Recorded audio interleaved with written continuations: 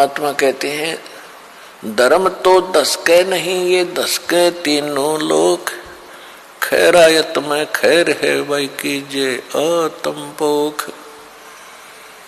तो मनुष्य जीवन के आपके साथ जो मनुष्य जीवन में संग्रह करोगे, ये धन है जो आपका आपके साथ जाओगा।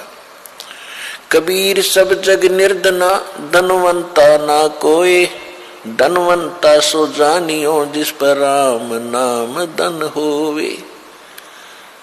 कि सारा संसार निर्धन है, जिसके पास सत्य भक्ति जो राम का नाम का धन है, यानी सच्चे मंत्रों की कमाई जो है राम नाम का धन होता है,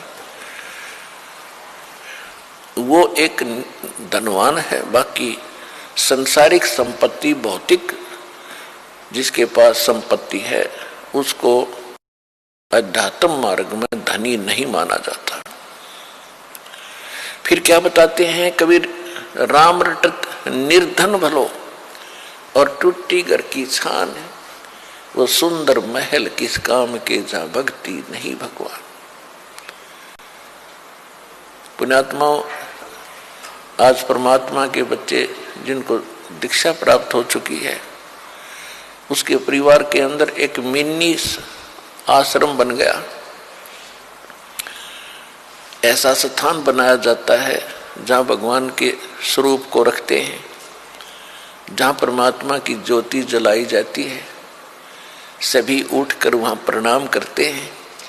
सुबह और शाम दोपहर को भगवान की चर्चा चलती है, रमैणी होती है, आरती होती है, सुबह के नित्यनेम होते हैं। फिर दिन में जब भी टाइम लगता है, कोई मंत्र कर रहा है, कोई सिमरन सतनाम का कर रहा है, तो कितना माहौल बदल गया ना। उसमें बकवाद बतलावा, वो नो बोला, वो नो बोला, उसका नाश होगा, उनका ऐसे नुकसान होने वाला है, वो ऐसे गलती करते हैं।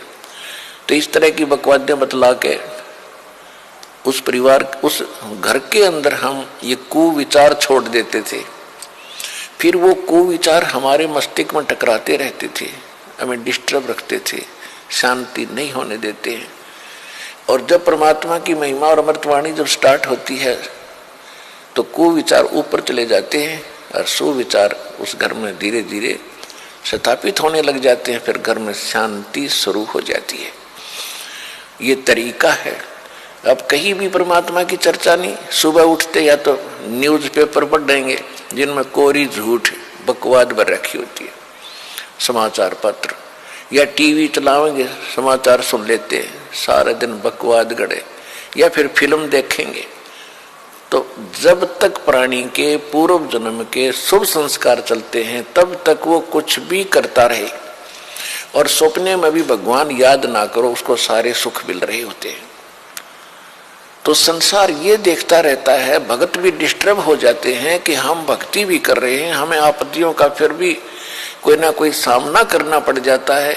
और दूसरा व्यक्ति सारा दिन बकवाद करते हैं, शराब पीते हैं, ताश खेलते हैं, राजनीति में बड़े रहते हैं, और कोई भी बुरे काम की कोई टाल नहीं उनके, और वो फिर भी सुखी है।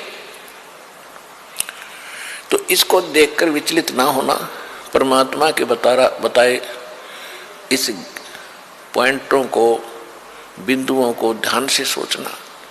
कहते वो पिछले जन्म के पुण्यकर्मी प्राणी हैं, और जब तक उनके पुण्य चलेंगे, वो कितने को वध करो, उनको कोई हानि होने वाली नहीं है। और जब उनके पुण्य समाप्त होंगे, फिर पाप कर्मों का दौर शुरू होगा। फिर देखना उनके घर में के कैर टूटेंगे। और आप के ऊपर भक्ति करते करते भी दिक्कत आ रही है, तो अगर भक्ति ना करते तो आपका तो सर्वनाश हो जाना था। विचार कीजिए, जैसे आप जी ने सर्दी के मौसम में कंबल ले रखा है या स्वेटर पहन रखी है, और सर्दी फिर भी लग रही है, तो ये ना सोचना कि आप उस स्वेटर ने आपका बचाव नहीं कर रखा। अब जैसे यहाँ भक्त कई कहते हैं जी हमने पाठ भी करवा लिया, जोत भी बोल दी, चौथी हाजरी भी लग गई, अभी तक हमें कोई विशेष लाभ नहीं हो पा रहा। ये तो हो ही नहीं सकता कि जब आप इतना कर्म कर रहे हो भक्ति का तो कोई लाभ ना हो। ये तो आपकी अनजान सोच है, बालक बुद्धि है। अब जैसे सर्दी का मौसम है, किसी ने स्वेटर पहन ली और फिर भी उसको सर्दी लग रही है, तो ये ना सोचना कि स्वेटर ने अपना काम ना कर रखा। स्वेटर अपना काम कर रही है, लेकिन सर्दी अधिक है तो उसके लिए जर्सी और पहन ले ऊपर के, और उसके बाद भी सर्दी महसूस हो रही है तो कंबल ओढ़ ले। यानी ये नहीं है कि ये कहना कि मैंने जर्सी भी पहन ली फिर भी सर्दी का लग रही हाथ पैरों को, तो ये तो अनजान व्यक्ति कहेगा जिसने इस प्रोसेस का पता नहीं, भगवान के मार्ग का ज्ञान नहीं। तो जो आप पुण्य कर रहे हो और विधिवत कर रहे हो, पूरी विधि यहाँ पर प्राप्त है।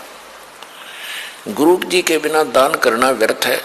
आप जी को सतगुरु मिले, आप जी को विधि मिली है, आपको पूर्ण परमात्मा मिला है, पूर्ण परमात्मा का मार्ग मिला, सत भक्ति मिली है, और फिर आप साधनाएं सही कर रहे हो, तो आप ये ना सोचना कि आपको लाभ नहीं हो रहा। आपके पाप कर्मों की सर्दी घनी है, और ये करते करते भी कहीं ना कहीं से थोड़ी बहुत ठंड महसूस हो रही है। यदि ये ना कर रहे होते तो नमूनिया होकर मर जाते,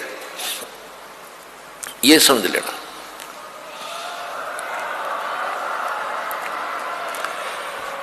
तो इस तरह आप जी ने अपने इस भक्ति सफर को डिस्टर्ब नहीं होने देना, जो मार्ग बता दिया इस पर चलते रहना, घर पहुंच जाओगे, सारे सुख होंगे, यानी अपने सतलोक चले जाओगे, और यहाँ भी राहत बहुत मिलेगी।